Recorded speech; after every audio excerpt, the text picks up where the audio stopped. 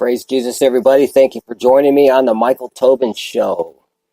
It's been a while, probably a full month.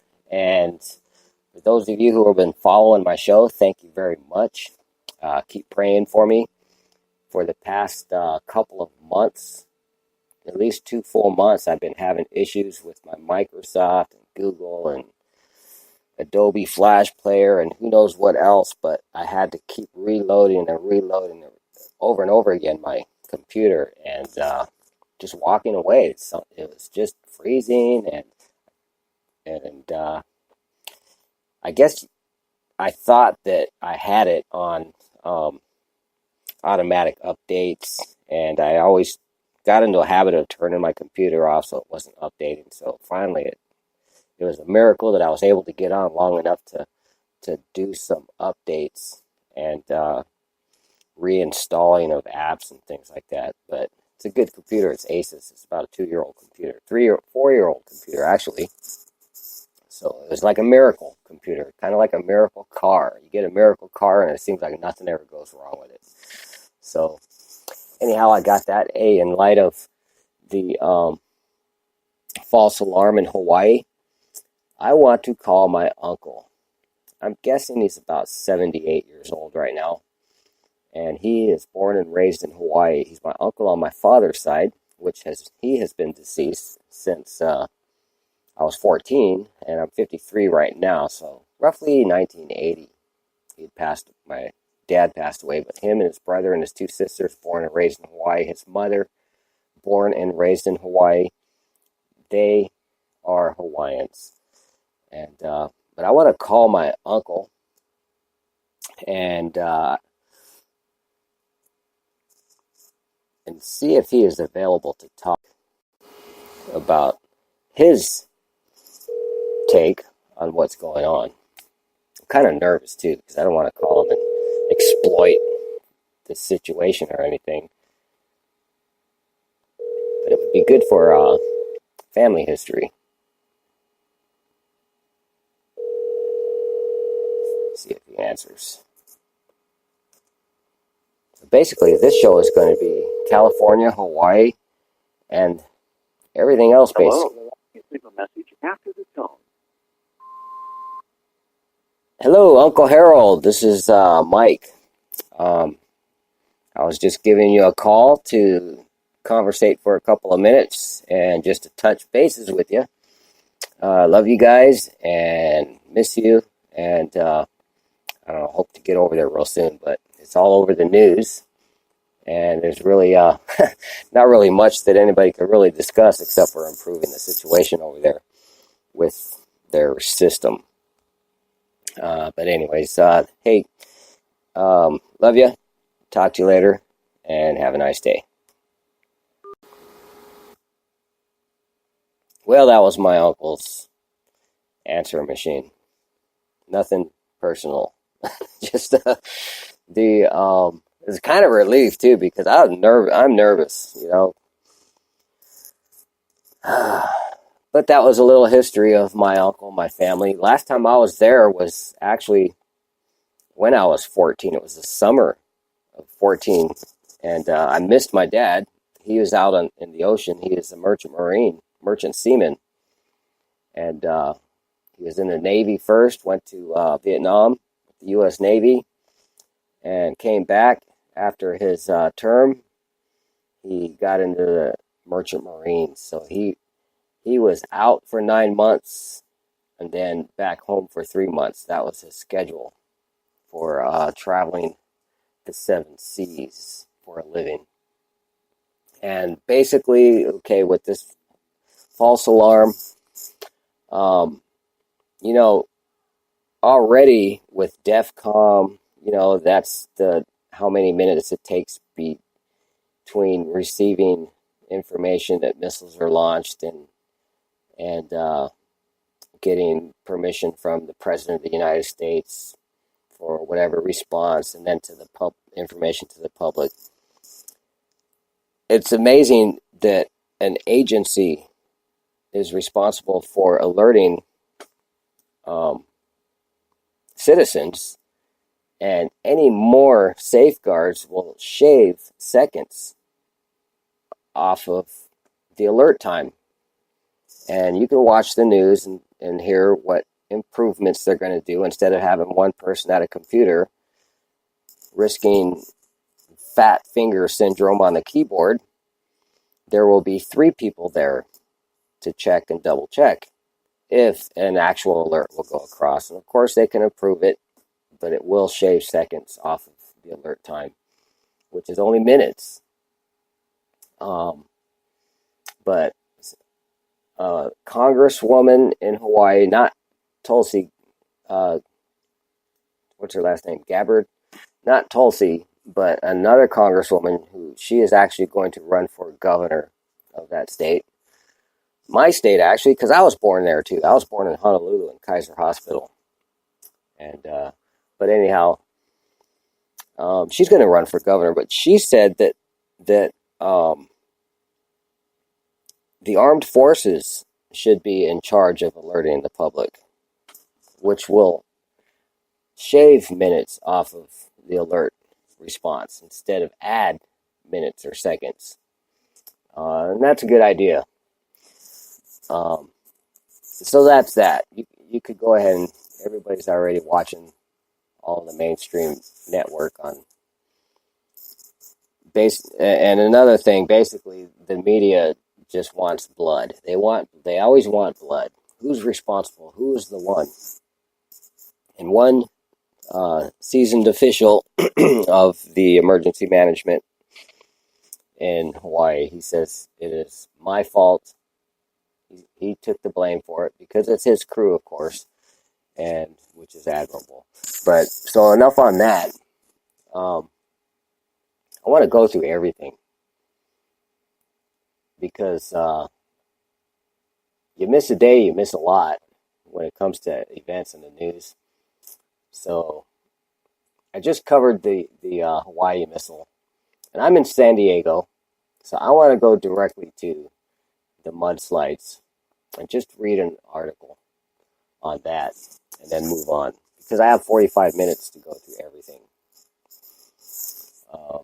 I'm even talking about titling a new program instead of the Michael Tobin Show, and probably call it Everything in 45 Minutes or Less.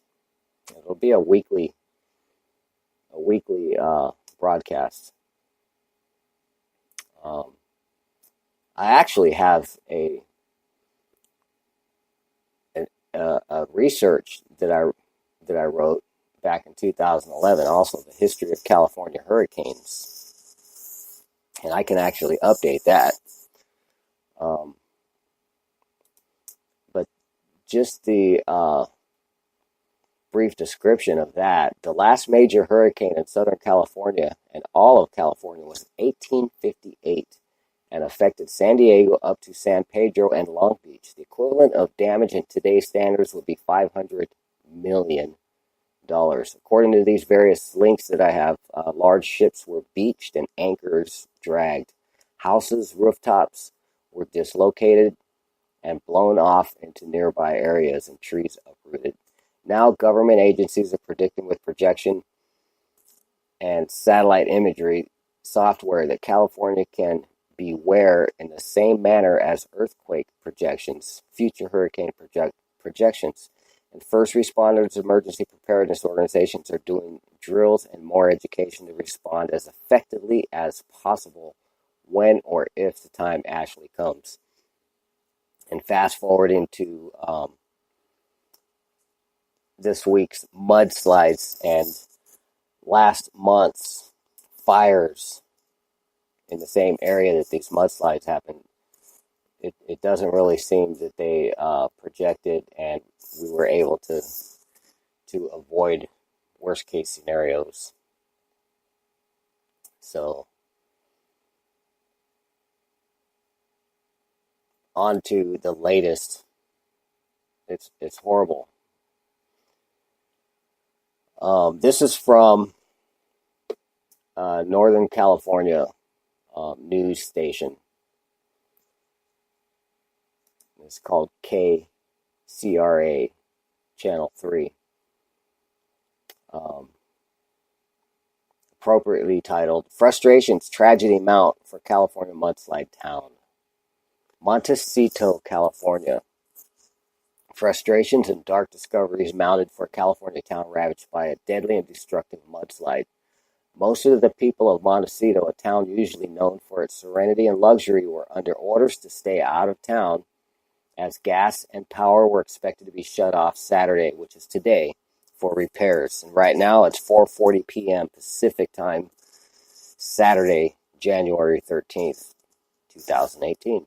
Santa Barbara County Sheriff Bill Brown on Thursday expanded what was known as the Public Safety Exclusion Zone to incorporate most of the town. That meant even those who had stayed behind would have to leave, and those who entered the zone would be subject to arrest. It is a little frustrating, said Sarah Ettman, whose home was undamaged and whose section of town still has gas and electricity. It's martial law here, basically. However, with most utilities about to be cut off and sewage running into the nearby creek, she decided to heed the order to leave. I mean, you're losing all your basic health and sanitation services, she said. When those go down, you have to leave. It was another difficult turn for those living in Southern California town that has been subject to repeated evacuation orders in recent weeks. First because of a monster wildfire last month, then because of downpours and mudslides. Sia Monroe said her family was lucky for their home wasn't ruined and they were all healthy and safe, though her daughter lost one of her best friends. But Monroe said it was stressful after evacuating 3 times during the wildfire to be packing up a 4th time. The family had offered them a room to stay overnight, but they then were looking at spending up to $3,000 a week for a hotel. Where do you go when you're a family of 4 and you don't have a second house? Monroe asked, noting that some residents of the town have 3rd and 4th homes. Financially, that's a burden. While Montecito is best known as a gateway for the rich and famous, the median home price among current listings is more than $4 million. There are also working families living in modest houses and apartments there. More than 1,200 workers taking part in search and cleanup efforts flooded into the town with a population of about 9,000. A backhoe scooped up mud and rocks around buckled and flattened homes, while bulldozers cleared roads of tangled trees, muck, and boulders. Tanker crews were being used to haul off floodwaters sucked up from U.S. Highway 101, the crippled coastal route connecting Santa Barbara to Ventura. Brown said the recovery effort has been hindered by residents who had stayed behind or tried to check on damage in neighborhoods where homes were leveled and car-sized boulders blocked roads and littered properties. Rescuers were busy probing thick muck, swollen creeks, and tangled trees with poles in search of 7 missing people, while dogs sniffed for bodies. A crew found the body of the 18th victim, Joseph Bleckel, 87 years old, before noon in his home near Romero Canyon, Brown said. It was the first death uncovered since Wednesday. The cause of Bleckel's death wasn't announced, but all other victims died from multiple traumatic injuries due to a flash flood and mudslides. The 7 missing people included Fabiola Benitez, the mother of Jonathan Benitez, a 10-year-old killed in the flooding. Benitez lived with her sister-in-law, Marilyn Ramos, 27, who was asleep with her daughter, Kelly, 3 years old, when mud crashed through their Montecito rental home, carrying both to their deaths. My sister was such a good person. She only thought of others to the point that she would cry with you when you were hurt or sick, said Ramos' sister, Jennifer Ramos, pausing to sob for several seconds. The husbands of both women and the 2-year-old son of Fabiola Benitez were hospitalized with injuries, Ramos said. Drenching rains that unleashed the deadly torrents managed to finally contain the largest wildfire in state history, which burned for weeks above Montecito and stripped the steep hills of vegetation, making it prone to mudslides.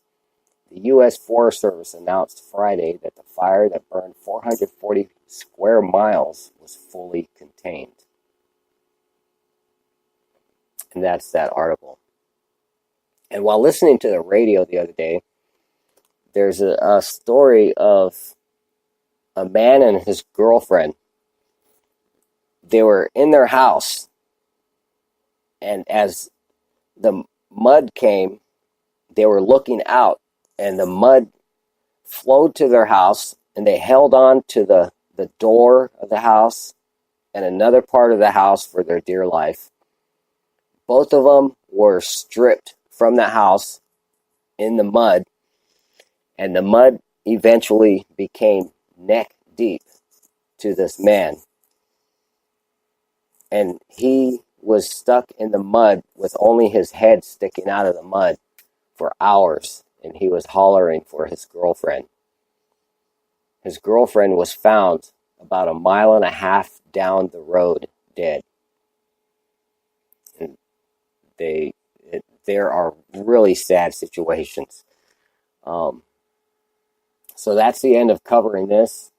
But the feeling is that in California and even Hawaii, which is really ironic, they really don't exist in people's thoughts and minds and mentalities. The rest of the country is referred to as America, with supposedly better economic confidence in citizens and retail and everything. Taxes benefiting corporate abilities to run their businesses, employees receiving bonuses and such and such. And it is all referred to as America, but there's nothing about California. I heard nothing about Hawaii.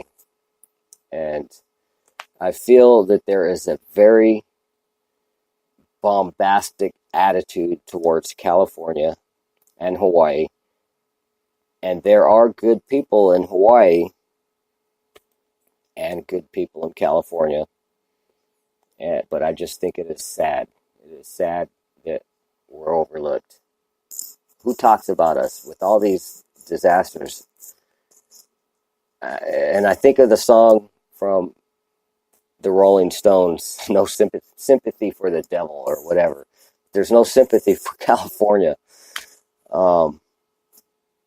And I don't really think Hawaii cares, truthfully. But here in California, we actually care. We're part of the lower 48. And like it or not, all 50 states and Alaska and Hawaii, we're a corporation. And when one area is suffering, the rest of the area is going to suffer. And payback is a bitch. Excuse my language, but payback is a bitch. I'm staying in California. I'm in here for the long haul. I am pretty much a California native. I came from Hawaii when I was 1. And been a California resident. I've lived in Oregon for 7 years, and I've lived in Virginia for 5.5 years. And I love both of those states. But California is my home. So that's that. Now onward. Dealt with the missile threat, dealt with these tragedies. And more is on the way for California, folks. So if you have a mind to pray, and if you still have a heart, pray for us.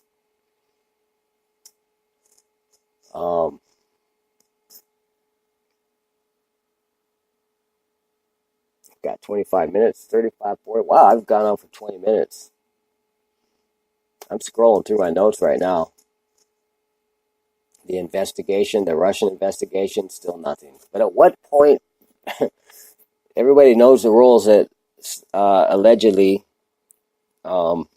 President Trump used the term crap hole. Not really crap, but the SH word. For other nations where people are coming from. Well, of course, my background is Italian, Spaniard, Irish, and Hawaiian. Japanese, actually, but Hawaiian. And who can argue that Japan wasn't a poop hole when it comes to their government. Not the people, but the government. So this is what was really in reference. It is the government and how people are being treated, and people have nowhere else to go but the United States or Europe or South Africa or or even Mexico. People, they're leaving into other countries. Who would argue that these countries that is my nationality background weren't crap holes during the times that my relatives came here? My Irish relatives came here as far back as the 1800s. My Spaniard relatives came to California before California was even a part of the United States. My Hawaiian background. I was born just a couple of years after Hawaii became a state. My dad was born there and raised. He was born in like 1936, and Hawaii didn't become a state until like I don't know what was it, 1959 or something. And then the Italians, holy mackerel. Mussolini, wasn't he hung upside down by his toes or his feet or something? Shamed in public? Yeah, those were crap holes. So onward. The next day, we've got this missile thing. What a diversion.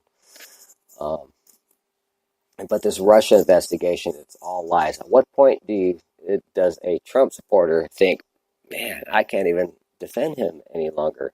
What point does it reach that? And this is another one of them. This is fake news, but unfortunately, the truth comes out too late after everybody's already heard the lies. So that's the Russian investigation. I just covered that. And everything else against Trump. The truth always comes out, and so far the point hasn't come to where you can actually stop defending your choice of any elected official, such as Trump. But in particular, Trump, the point hasn't been reached yet to where if you're a Trump supporter, you can't not support him. You're still able to support him because the truth actually, it's just amazing. Very strange times we're living in.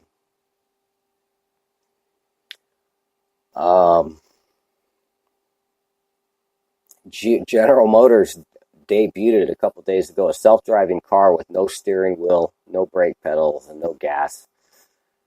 And it's just run by a computer. It seems pretty neat, but I have qualms with vehicles that can be shut off electronically from anywhere else in the world, basically. Vehicles have already been hacked. So when I'm driving, I want to be in control, and I don't want my vehicle to be shut off by a satellite. I want a car that will give me 300 plus miles per tank of gas, and I want gas to still be king. That's my opinion. Either that or a solar hydrogen powered car vehicle. And we all know that hydrogen is much more economical than everything else. Uses a tiny bit of gas and a tiny bit of water. I know a guy, he modified his normal vehicle with a jar of water, like a mason jar. He went up to the San Francisco area, Northern California, went hunting, back down to San Diego on one full tank of gas, and he still had gas in his car with one tank because of the hydrogen. So give me that, and then I'll buy a new car. I can't afford a new car anyways. I could barely afford to be online, let alone everything else. I've been struggling personally with the workforce, but still surviving. Oh, the Bundy family walked after a massive government screw-up. That is an amazing story that I've been following ever since 2014, and I've even been blogging about it. Very mistreated by the federal government, mainly Bureau of Land Management. Just Google my name, Michael D. Tobin, blog, Bureau of Land Management, and you'll see what I wrote about that. Dead malls. What are you going to do with dead malls? I haven't even opened up that article yet. It's from the Wall Street Journal. But I would Google that subject instead of Wall Street Journal, because they want you to subscribe to their publication in order to continue reading past the first paragraph on their articles. But back in about 2005, when I went down to Texas and Louisiana after Hurricane Katrina and Hurricane Rita, there's a church in Texas. They say everything's bigger in Texas. Well, when I saw that, I was convinced. But there was a mall, it might have even been a Westfield mall, that a church purchased, and it was beautiful. They had just finished constructing a steeple for it that could be seen from the freeway. A mall. It had a Firestone. It had a Burlington coat factory. It had, I think, Montgomery Ward's. It had a inside the mall where everybody walks around. It had a mannequin store, with puppets and things. All kinds of stuff in a beautiful sanctuary. But it was huge. The whole property was the church campus, and it was a Baptist church. Very impressive. A whole mall as a church. Can you imagine it? But what to do with dead malls? Westfield is the main subject. Lots of stores closing. Sears are closing. Kmart's are closing. Even Targets are closing now, and they're actually opening up mini Targets. Sam's Club is closing. That's the latest. A lot of Sam's Clubs owned by Walmart. God, is Hillary headed to jail? This is a short video done by Dick Morris. You could look him up. I don't know. I'm not going to hold my breath on it, on justice being done for anybody in politics, really.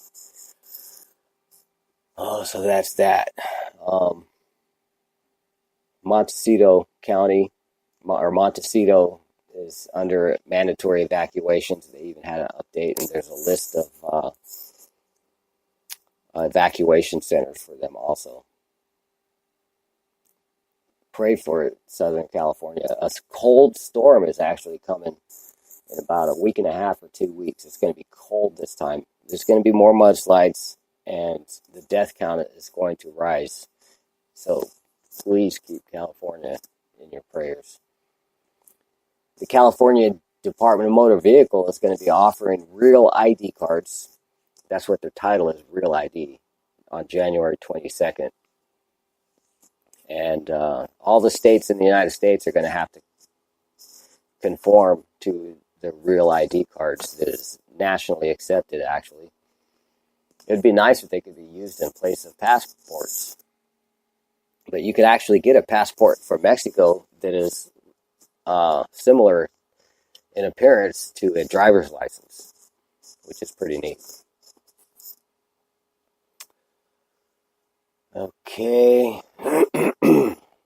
Well, there's a criminal case from 2012 that was just solved. A doctor in New Jersey finally charged with murder of his wife. He hired a motorcycle gang, and I'm not going to say the name of it, but hired a motorcycle gang. Together, they were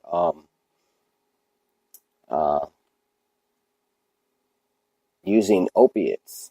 They were selling opiates. So there was a big opiate ring. The doctor had his wife killed. She was a talk radio show host, a local talk radio host. And she didn't like what she had found out about her husband, so he had her killed. So from 2012 till now, the guy tried to collect insurance on her and everything. Well, thank God for good investigators in the insurance business. 7-Eleven stores. Oh, how many 7-Eleven stores? Nobody was arrested, but evidently ICE, immigration officials, raided some 7-Eleven stores. They gave them a 3-day warning to get all of their paperwork in order that they're going to need. And evidently they were being favorable to undocumented immigrants, illegal aliens, what have you. And so a few owners of some 7-Eleven stores got in trouble with the immigration. Nationwide, actually. Let me just see if I can find out how many it was.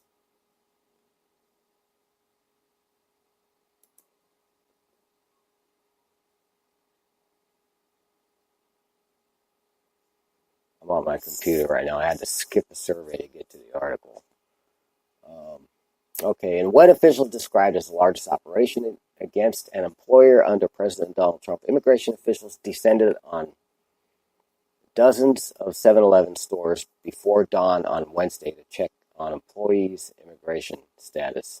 It was the ICE says it's actually an investigation that is being continued from the Obama administration. So that's that.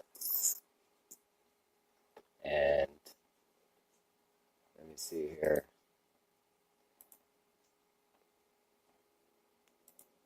This is kind of a precursor to my idea of everything in 45 minutes or less. It's going smooth so far. Lots of foul language in the lots of foul language in the entertainment industry. Gosh, we're in a pathetic situation here in the United States, but life goes on. A Los Angeles man charged in a hoax call that led to fatal police shooting and is wanted in similar incident in Calgary.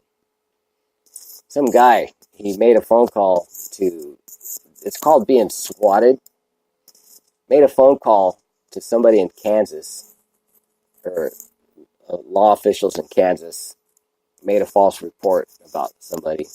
Well, that false report led to a raid on the house and the death of the citizen. And it was a wrongful death, of course, and now this person is wanted. So, let's see. Oh, pole dancing robot strippers in Las Vegas. They were built in England, and they made their debut in Las Vegas last week. Pole dancing robots, and the head of the robots is actually those surveillance cameras that you see around the city streets. White surveillance cameras that take photos and everything.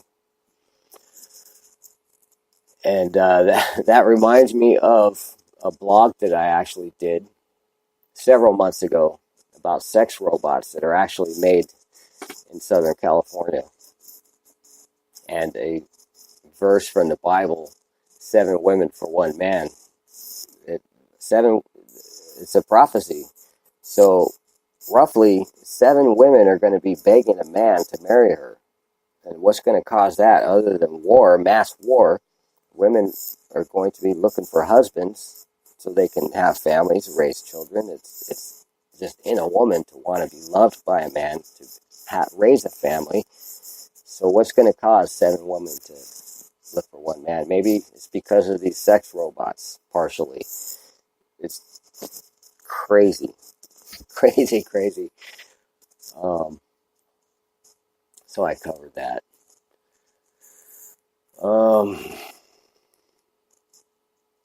Forgetfulness is a tool of the brain. We tend to forget things that are unnecessary in order so our minds can concentrate on others. So they're saying that forgetfulness isn't really a bad thing. But don't forget what the wife tells you. That's for darn sure. A lot of funny stuff. What else? I want to end on whatever is next. I'm going to end on. I want to end on a good note.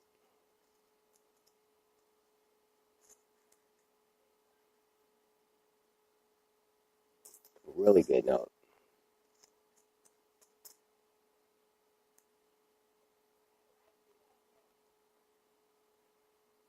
Almost there.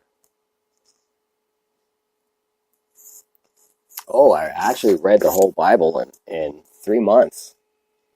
And I'm really excited about that. But I want to say just a little bit of encouragement here. If the sea could not stop Moses, if a wall could not stop Joshua, if a giant could not stop David, if death could not stop Jesus, then nothing can stop you from doing God's will. So praise God. Thank you guys for joining me on the Michael Tobin Show. Have a wonderful day.